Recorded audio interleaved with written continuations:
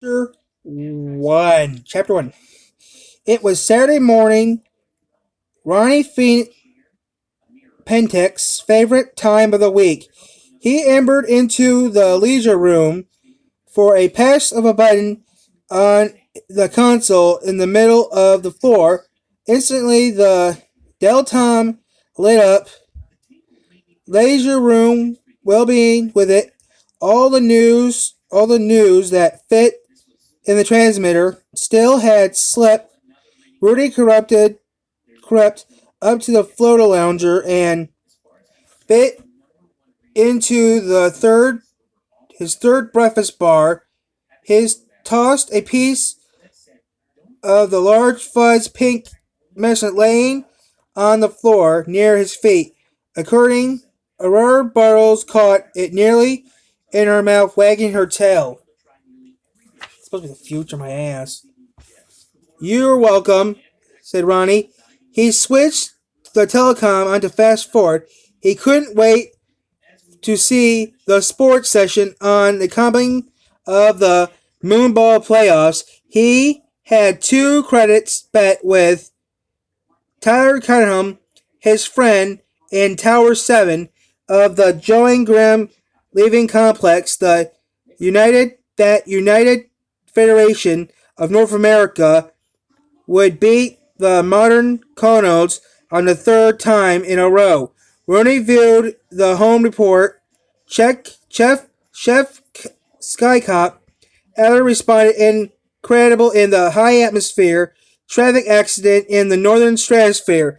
Hijack speed limit were being reduced to suggested levels of popular zones.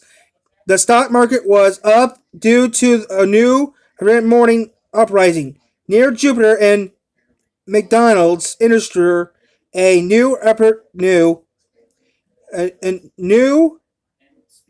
masterpiece thanks to the acid ton of water becoming quart ton with cheese. At least sports news appeared on Earth. United Federation of North America done it again. Rudy guaranteed 2 credits would play by a playing tolls game. Moto for his pocket computer. His couldn't wait to tell Tyler maybe he could watch the reply of the game on Holovision to guaranteed Moonball that the favorite sport. The classified ad came on. Rudy retrieved over. Pocket computer. Here's your pocket computer. To shut off the telebut, but caught his eye. Robot wanted to use for house dues. Must be efficient, good with children. Good cook, lease or buy. Then 212-8864-7098P. Hey Roy, that's our video number. Come on. Ronnie jumped up and ran down to the hall to his parents' room. Mom and Dad said, "What? That our ad on Telepon? Are we really getting a robot? Maybe," said Mr. Penix from the bathroom. He rinsed out his toothbrush. He vacuumed his hands and face. And can we afford it? Of course, Miss Paxton was unwrapping a package just posted for her husband. It's practically basically for you, dear, she said. Since Grandma decided to move away last month, you had to be on your own for too much. I'm old enough to take care of myself, said Ronnie, and I got Aurora Burrows barked in agreement. You only are 11 annuals old, Miss Paxton said, and that mutt is just a dog. Even the one legit devour a Aurora. Besides, with those of us working all day, your father and I need to help take care of living under until and doing cooking things haven't been running very well lately. They haven't ran at all, said Arthur Phoenix. is the pose shot. Around his middle hand, I have the middle scent of grandmother ran off to the satellite for seniors, where crazy husbands of I have gotten to like marrying cooking. You cannot believe it.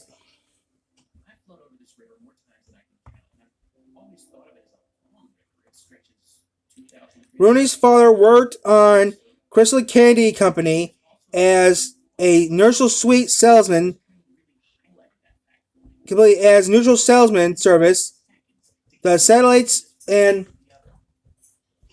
cooling from Earth to Mars. It meets a was a lot of course. When he came home, he always brought pretty of neutral sweets. The high in protein vitamin and mineral treat, the round candy bars that were square metal, a buzzer on the light, the video phone went, I'll bet that's tired saying Rooney. Mr. Fink touched the button on the unit next to his bed. Good morning, sir, said a dark haired, smiling faced man on the video screen.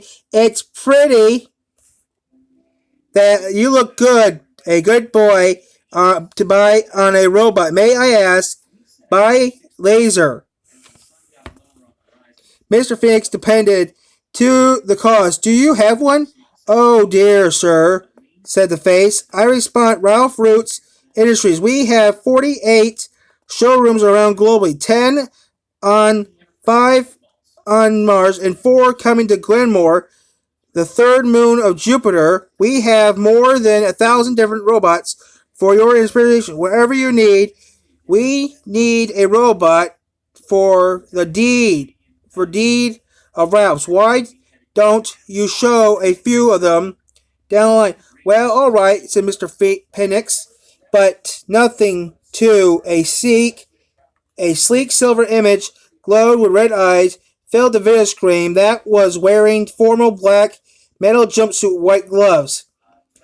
Here you are, said the salesman, a Blinky R, top of the line, model A85B. The butler did it. And what did you do? You ask, why even any, my good man. Anything the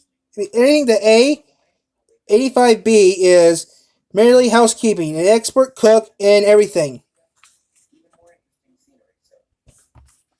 It's more like the Judsons.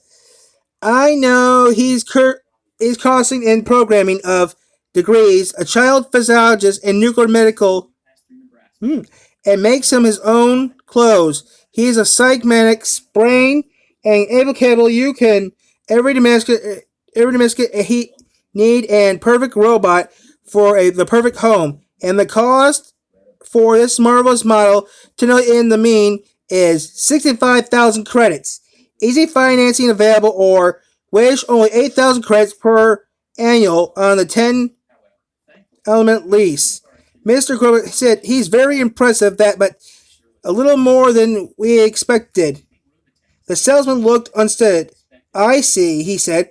Then you prefer our model C87N. The nanny suggested she's slight to be more than you had in mind. The screen displayed a shiny gold robot with graceful female and decision nearly in her white pale nurse cap and sensible shoes. This robot, sensible, this nurse cap and sensible shoes. This robot especially includes the reliability of waxy buildup and husbands, always with a case of rolls, and exotic roommate for the games and songs for the very young. A steal at 45,000 credits or 6,900 per annual. I don't think so, said Mr. Penn. I hate.